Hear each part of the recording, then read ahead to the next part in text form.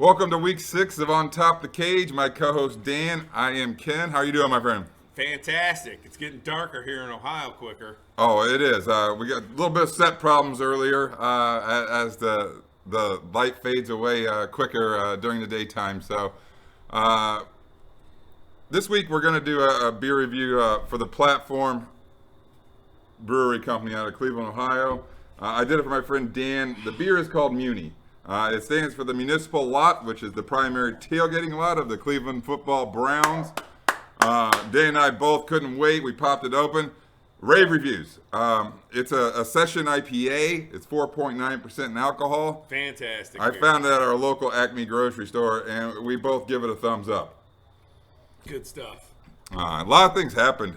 Is it brown and orange, the can? I can't Yeah. tell the color of the Yeah. lighting here in the garage. It's those horrible I Browns should open colors. it from the bottom. Those horrible Browns colors. We got a couple more where that came from. In any event, a couple of major things have happened in the National Football League during the week. Primary thing is the Dak Prescott injury. Brutal injury to that kid. Yeah, it was pretty gruesome. I would say it wasn't quite Joe Theismann. I would equate it, I was talking in the office, I equated it to Gordon Hayward's injury of the Boston Celtics.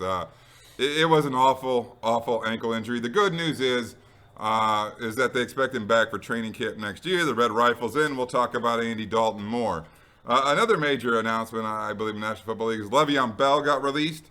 Obviously, he was a huge part of the Pittsburgh Steelers team, traded to a really bad football team, the Jets. We haven't heard much about him.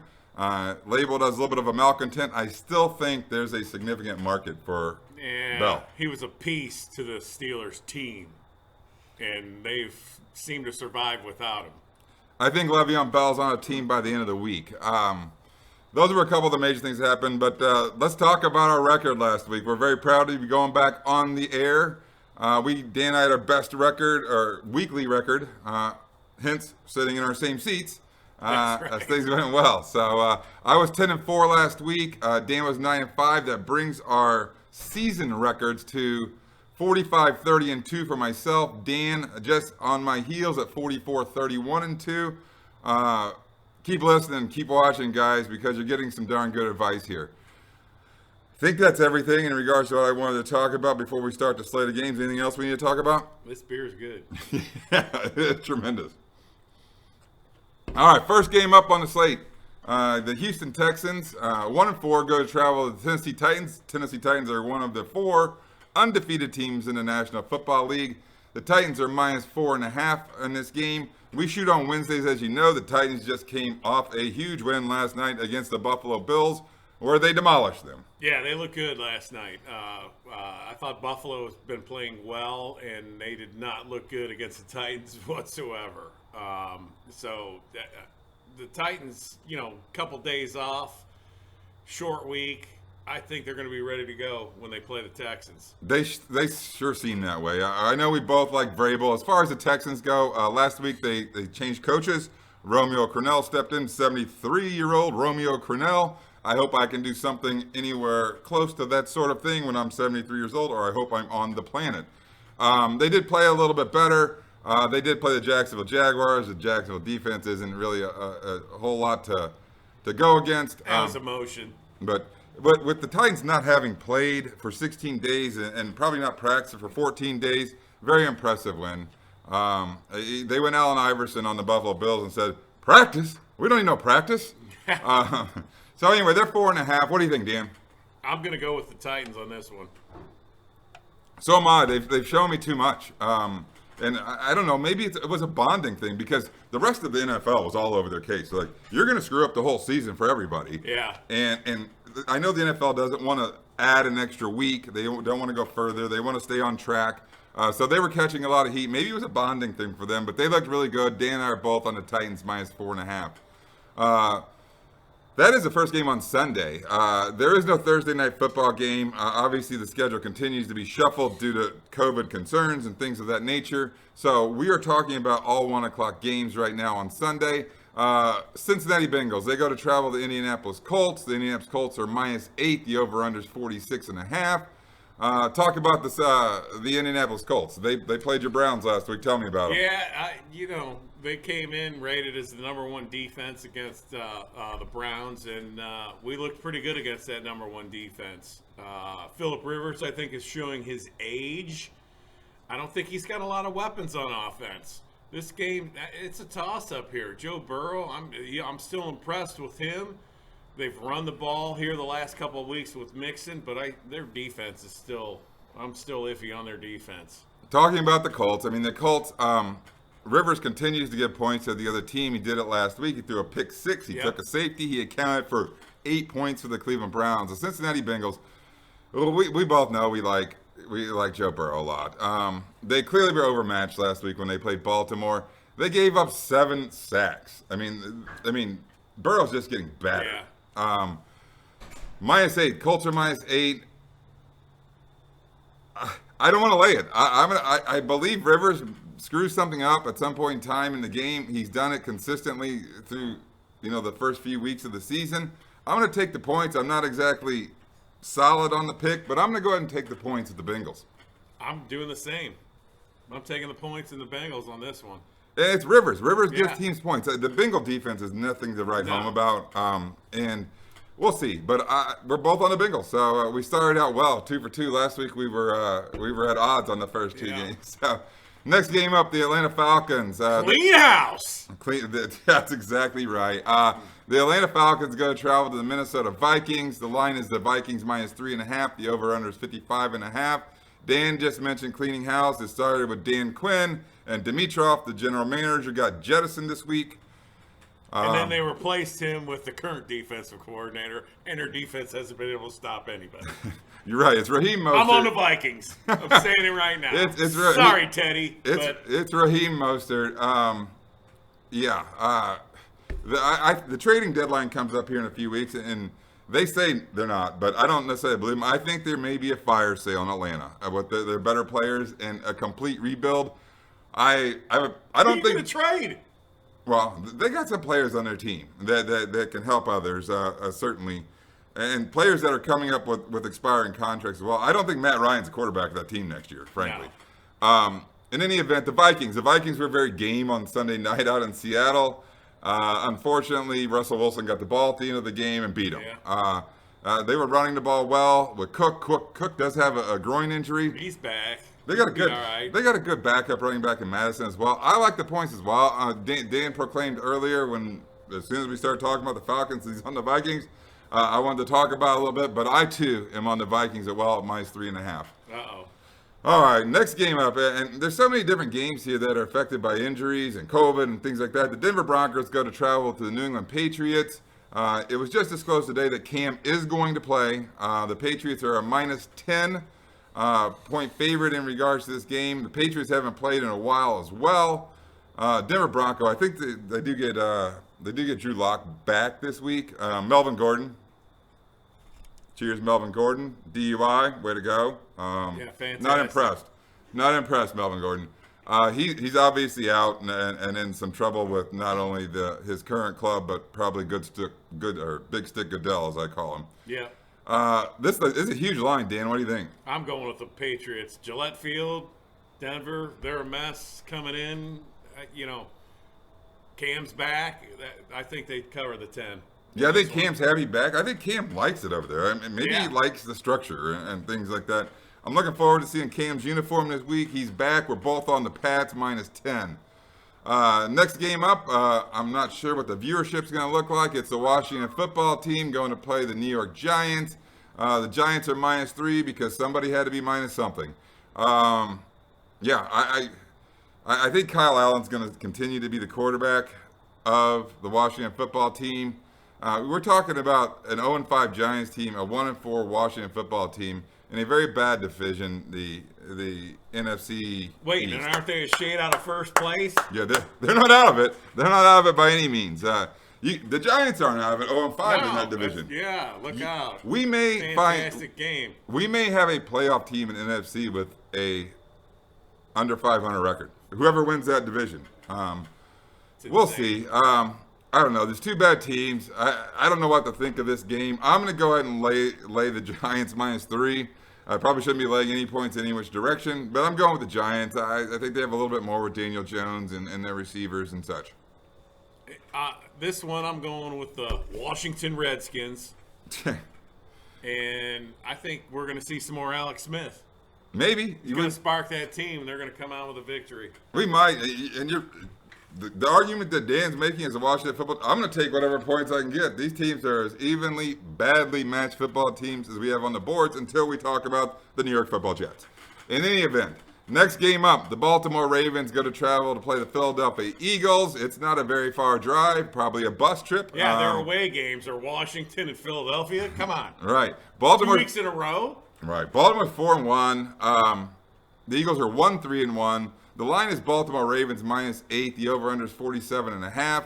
I did get an opportunity to watch a little bit of that Pennsylvania battle last week when Philadelphia went to play Pittsburgh.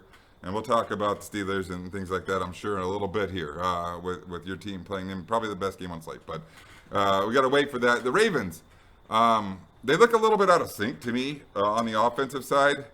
And Wentz, I thought Wentz played better. He's threw interceptions again against Pittsburgh. Pittsburgh's a pretty good defense. The Lions of Ravens -8. What do you think? Wentz did play better. Lamar, the last 2 weeks, has not played like Lamar. Three rushing yards last week. They're out of sync. There's something going on there. 8's kind of a big number. And the Eagles... Man, I think I got to go with the Eagles on it. I think the Ravens win it, but it ain't going to be by 8. I completely agree. That's the way I was going to. By the way, Dan, I don't talk about these picks ahead of time at all. I think Philadelphia is going to get one of two of their receivers back, Alshon Jeffrey or Deshaun Jackson. That Fulgham kid that they brought up off the practice squad has been lighting it up. I don't know what that's all about. But they are playing a little bit better, and they're certainly not. They know they're not out of that division at 1-3-1 exactly at all. So. I like their motivation. Dan and I are both on the Eagles, getting the 8 points from a very good Baltimore Ravens team that seems to be a little bit out of sorts. Best game, in my opinion, on the schedule coming up. Might as well raise your beer right now, Dan. It's the Cleveland Browns going to travel to one of their arch rivals, the Pittsburgh Steelers. The Steelers are -3.5. I'm sure you got plenty to talk about in this game. What are your thoughts? Hey, the line could be 100. I'm still taking the Browns. That's not the way I play, by the way, viewers, listeners. The only time I root for the Steelers, you win this game, I do it. It doesn't matter. And, Myles Garrett's going to be there, so if any of the Steelers need help putting their helmet on, he can do that for you. Yeah, these teams do not like each other. The last time they played, there was a brawl, which is what Dan was alluding to. Yeah, they don't like each other at all. Hopefully it doesn't get that ugly, but there's no love lost between these two teams. It's a monstrous game in this division for the leg up in that second spot. I mean, I was going to say Baltimore's second spot, but they don't. The Steelers haven't been beaten yet. Well, the Steelers haven't played anybody yet. And they had a week off already, too. Last week, we're both Notre Dame fans. Chase Claypool, baby. I hate that he's with the Steelers. Boy, did he look good. He looks good. You know what the Steelers are really good at? Drafting wide receivers after the first round. Yes, Claypool was a second-round pick, there. and he's lighting it up all of a sudden. I don't know. That he's built like a tight end, runs like the wind. He's got potential to be a one receiver in the National Football League. The Browns. The Browns are a legit football team. I mean, they're a long way away from opening up the victory fridges. Yeah. It wasn't that long ago we were talking about the victory. Against the Jets, baby. Yeah. I'll give a lot of credit to Kevin Stefanski as well. I'm going to go against Dan. I'm going to lay the wood. I'm going to lay the 3.5 with the Steelers. I don't know if I'll be rooting for our fans here on Top of the Cage, certainly. In my heart, I might be rooting for the Browns. You text all day long. Right. So, back-to-back with our football teams. The next game up, the Chicago Bears, 4-1 football team. The Carolina Panthers, 3-2 football team. Both surprising records. I don't think anybody thought either of these teams were going to have positive records at this point in the season. The Panthers are -2.5. The over-under is 44. The Panthers, I can't say enough about Matt Rule and what he's done in regards to changing things over there. It's funny. The Panthers lost their first 2 games, and Christian McCaffrey played in both of them. They won their last 3 without him. I'm not taking anything away from CMC. He's a great player. Everybody knows that. But they found a way, certainly. He's eligible. The IR situation now used to mean like 8 games. It means 3 games. 3 games. He's eligible back. I haven't heard anybody talk about him playing. I don't think he's playing. High ankle sprain, that's tough to come back from. I haven't heard much on that either. It is. The Bears are 4-1. A really, crazy stat. The Bears have not scored in the third quarter the entire season. And how does that happen and you're 4-1? What that tells me is the Bears are closers. They are closers. You tell me, Dan, what's going to happen? I think I'm going with the Panthers just because the Bears got to travel and this line's so small. And we're going to, Nick Foles is going to be Nick Foles.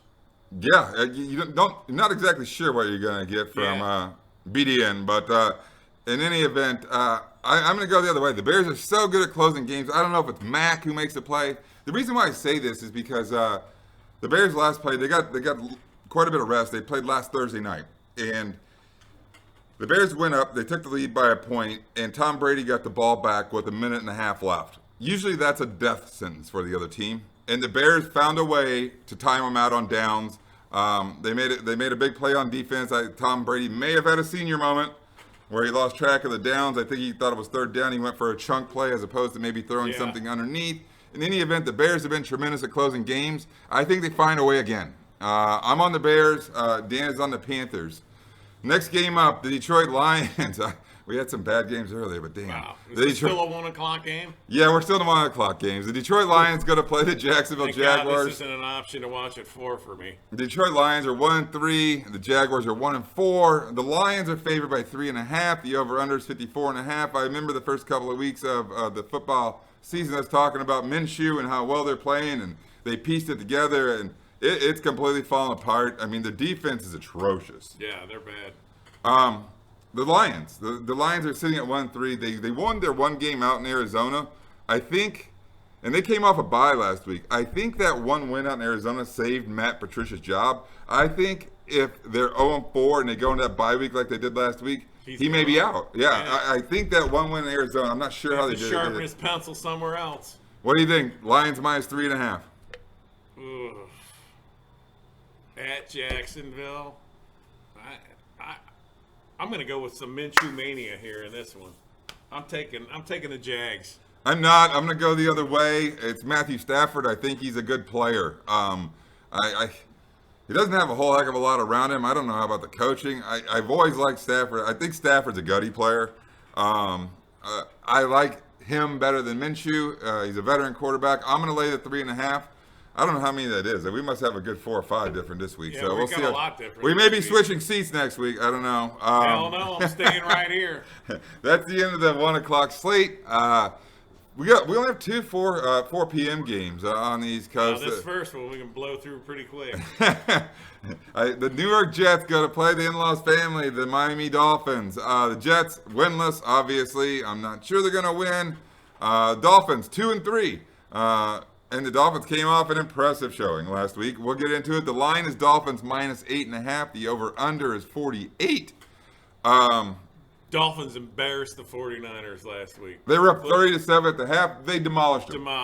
And there's no freaking way the Jets are going to go down there and beat them. I tell you, no way. They're not going to beat them. Are they going to get under the numbers? No way. I don't think there's any way. I'm taking the Dolphins. Jets aren't beating anybody all year. I'm taking the Dolphins. I don't blame you one bit. I mean, we talked about you talked about Fitzpatrick playing so well in the month of September. He's bought a couple extra weeks. He's playing pretty darn good. COVID threw him off. He's in September Maybe, now. And that's kept 2 on the bench. It's Miami. He doesn't know what month it is. Right, and he's kept a sports car in the garage named Tua Tagovailoa. I give a world of credit to Brian Flores. Yeah, he's done a good job. He really has. Last 2 years, he's done a good job. He's a defensive guy. They're doing well. They're not out of that division either, and there's a lot of hope over there and things like that. I think they parlay their big win out in San Francisco, and they cover the 8.5 number as well. Dan and I are both on the Dolphins. The other 4 o'clock game is a pretty darn good one, I think, in my opinion. It involves the Green Bay Packers and Aaron Rodgers and his crew. They go to play Tom Brady and the Tampa Bay Buccaneers. The Packers are minus 2. On this line, the over/under is 54.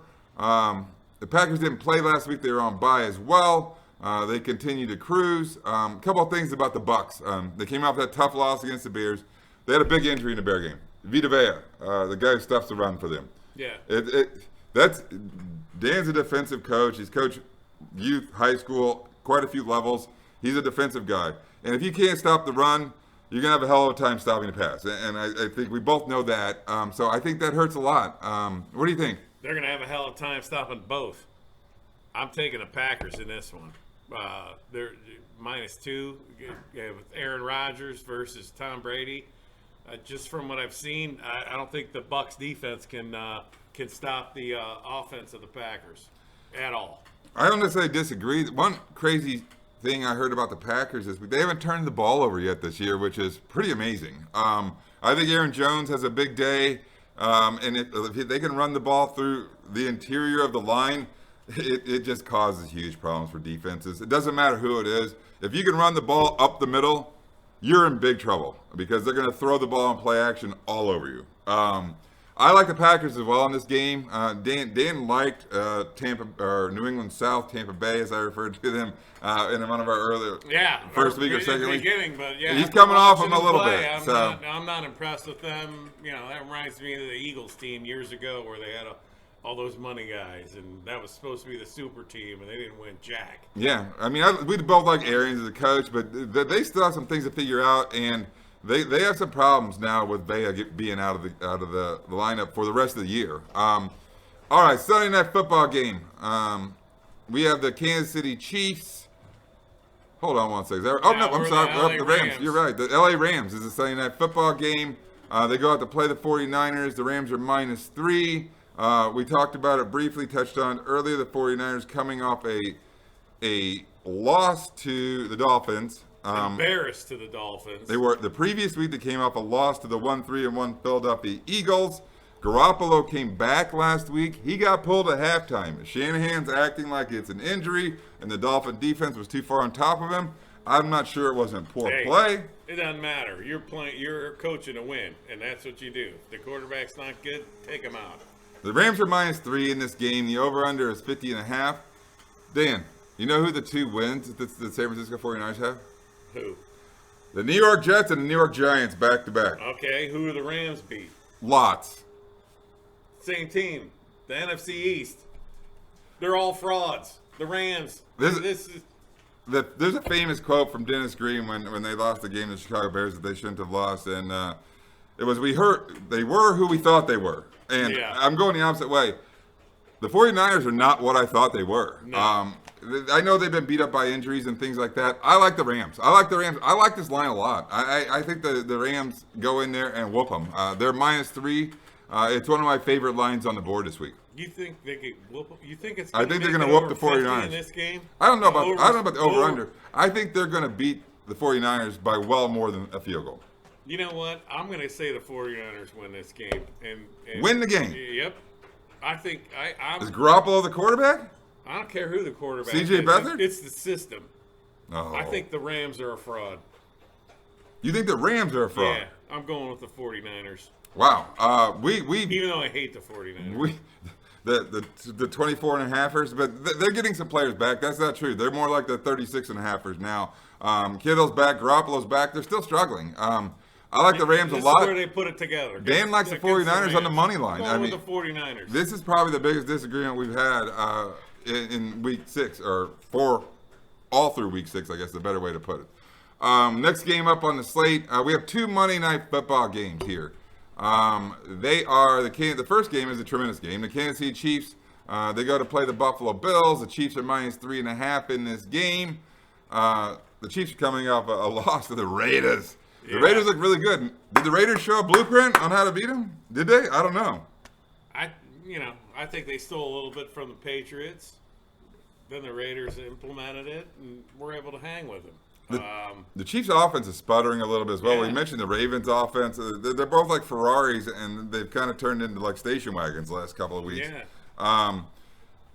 This is tough. The Bills played just last night. They're a short week. Dan likes the short week stuff, I know. Josh Allen looked a little bit off to me last night. Even though the Chiefs' offense is sputtering, You got I'm not. both- I'm going to switch right now. I'm going to take the Bills. I like the hook. Really? I like the hook. I'm going to take the Bills in the 3.5. I got both teams coming off of a loss. Short week for the Bills. The Chiefs still have the power on the offense. I'm going with the Chiefs in this one. I know. I was there until like the last two No. words, and I flip-flopped completely. Taking I the don't think Chiefs. I've done that yet Gonna this year. throttle the Bills. I completely flip-flopped on the Bills. I'm on them. Dan's off. I don't know. We have a half a dozen games different this week.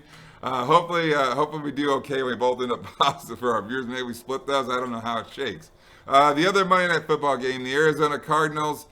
They go to play the Dallas Cowboys. The Cardinals are -2.5. The over/under is 54.5. Let's talk about the Cowboys. We have to talk about the Cowboys. Horrible injury. Their offense was the best part of that team, and now that the quarterback's gone, what's going to happen? I mean, you got the Red Rifle coming in, Andy Dalton. Yeah, he can run that offense. He's not going to generate the points, the yardage. So, Cowboys, you need to fix your defense. If you want to participate in the rest of the year, you better do something on defense. Maybe this is part of the solution, though, because they were throwing the ball a ton with Dak. I don't think they do as much. I think they get Elliott more involved. I mean, eat some more clock. Keep your defense off the field. I mean, maybe you go with a different team. Yeah, I don't know, but maybe you go with a different recipe, a different formula with this thing, and try not to expose. I mean, your defense has been exposed right and left throughout, the first 4 or 5 games of the season. Maybe try to control the ball a little more. The Cardinals, they played the Jets last week. Obviously, they look good. Everybody looks good against the Jets. They lost Chandler Jones, who's probably their best defensive player the Arizona Cardinals did. I mean, he's a guy who goes and gets the passer and things like that. Obviously, a big piece. The Cardinals are 3-2. The Cowboys are 2-3. The line is Arizona -2.5. What say you? I'm going with the Cardinals on this one. They're going to win that, cover the 2.5. Too emotion. That defense is awful. It's so bad. They're so bad. I so want to pick the Cowboys. I don't think I can. Pick 'em. I don't think I can. But you're not going to stop that offense. That's the problem. I mean, I think Murray makes a big play late. I mean, he might run for 60 yards for all I know. But I agree. As much as I wanted to pick the Cowboys, I'm going to lay the 2.5 with Dan. Those are the 2 Monday Night Football games. We've always done a bonus pick for you. We started doing a bonus pick when college football got more revved up. Clearly the best game on the slate comes out of the SEC once again. The number 3 Georgia Bulldogs go to travel to Bryant-Denny to play the number 2 Alabama Crimson Tide. Is this a night game? It is a night game. The line is Alabama -6. The over/under is 57.5. Nick Breaking Saban, news. he just got diagnosed with COVID, so he's coaching from Zoom now. Who's going to run the show on the sideline? I heard today that it was Steve Sarkisian. Sarkisian. So You were over here last Saturday he might have night. started drinking already, so look out. Dan was over here last Saturday night for us to watch the Notre Dame football game together. We do it quite a bit. Notre Dame was blowing out their opponent, Florida State. We started watching the Alabama-Ole Miss game, and boy, was it entertaining. That was a good one. Just like the NFL, what happened to the defense in the SEC? I don't know. I mean, they were up and Looked down. like we were watching Big 12 football. Ole Miss actually, they did an onside kick fairly not early in the game, but fairly early for being late in the game, because nobody could stop anybody, and they were down by a touchdown. And they needed the ball back to get even. I'm taking Georgia in this. Georgia looks really, really good. I mean, they look good, and with Nick Saban not being on the sideline to give that glare. Dan and I are really good at picking NFL games. We're 0-2 so far for the college slate that we picked. Who are you going with? Might as well go 0-3 to good. I'm going with Georgia too. I'm taking the points. I mean, Teddy, are you happy? for once. That's the full slate plus the bonus pick. We're super proud of our record. We're super happy for our viewers, our listeners. We're 15 over 500. We're 13 over 500 for the year. We hope to continue it. For Dan, I'm Ken. Good luck. Thanks for listening. Thanks for watching.